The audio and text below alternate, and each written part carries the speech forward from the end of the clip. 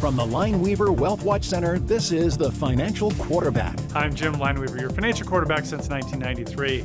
Here with me today is Chad Roope, our head portfolio manager and also the head of our investment committee, to talk about what happens if you have more than 25% of your portfolio in any single stock.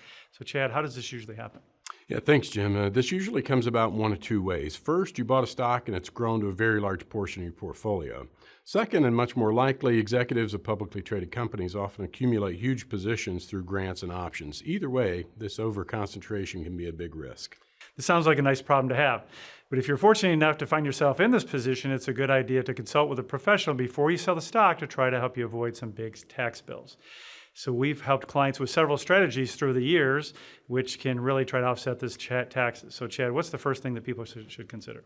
Yeah, that's right, Jim. Taxes are always top of mind.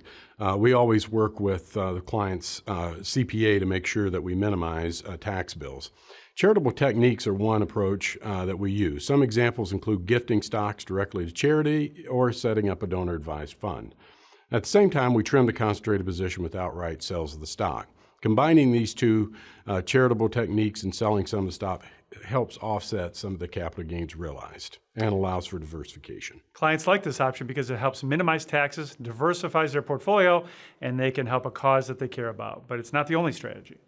Yeah, that's right. When we sell some of the concentrated stocks, as I mentioned, to diversify, we can invest the proceeds in a direct indexing strategy where the underlying holdings will represent the majority of something like the S&P 500, and while specifically excluding the concentrated stock and potentially the entire industry to create diversification. This is called a completion portfolio. Then we systematically tax loss harvest stocks in the strategy, which also helps some of the realized gains on the sale of stock. And there's also some options that you can overlay on the stock as well. Exactly, Jim. We can use different types of option strategies, like put options to protect some of the stock should it drop to a certain price.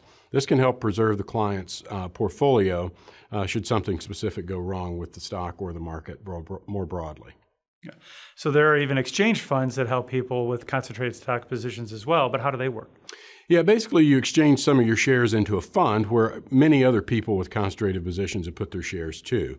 And so the portfolio manager creates a diversified portfolio of 30 to 50 stocks and tries to create instant diversification. The issue here is that you have to hold on to the exchange fund for about 7 years, so be aware of that.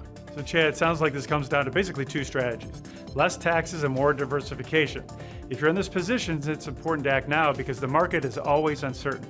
Come see our team today to help set you up for future success. Here's Fox News Sunday.